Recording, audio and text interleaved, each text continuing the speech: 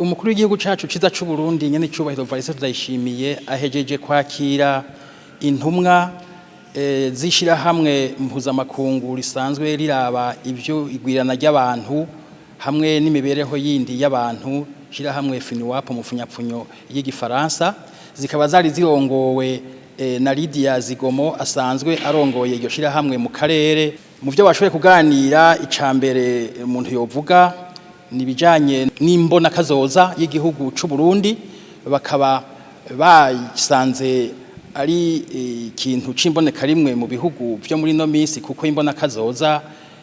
ntugire ngo ni ibihugu vyinshi bigifise bavuze rero yuko ari ikintu ciza bakiganireko cane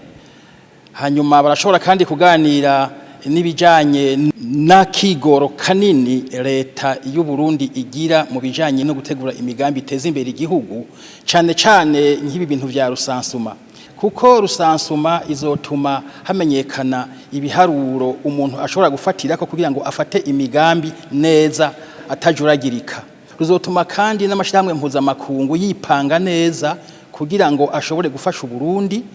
gutyo nayo nyene azoza afise ibiharuro bizwi afise ivyo afatirako kugira ngo amenye ivyo abarundi bakeneye n'ivyo badakeneye kugira ngo amenye ababikeneye uko bangana n'urugero babikeneye ko uko rungana bashoboye kandi kuganira n'iyi migambi nyene cyubona mukuru w'igihugu ashira imbere cyane ifasha ugwaruka barashima ukuntu ugwaruka rukora rwiteza imbere rufashijwemwo n'ikigo PAEG baravuga bati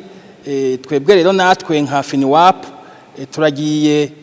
kongereza ingufu twahora dufise mu gushira mu gwaruka narirya tuzi yuko mu Burundi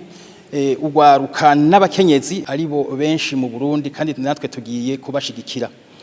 banavuze nibijanye no kurondoka ku rugero navyo nyene biratuma igihugu gitera imbere kuko iyo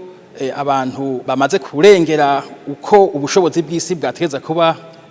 bwo bakira murumva yuko bigorana rero bavuze bati nivyo kurondoka ku rugero navyo nyene ishira hamwe FINUAP rizobishigikira kubijanye na yambona kazoza bati twebwe nkishira hamwe tumaze kubona ukuntu gwaruka rwitayeho ibikorwa ukuntu abakenyezi bitayeho ibikorwa ukuntu abarundi bitayeho ibikorwa muri rusangi twebwe nkishira hamwe natwe risanzwe rijejwe ivyo abantu mu mibereho yabo ya misi yose turipfuza yuko twofasha muri iyo mbona kazoza mbere turabona yuko muzoyishikako bibandanije gutyo mushobora kuyishikako imbere y'ikiringo mwari mwihaye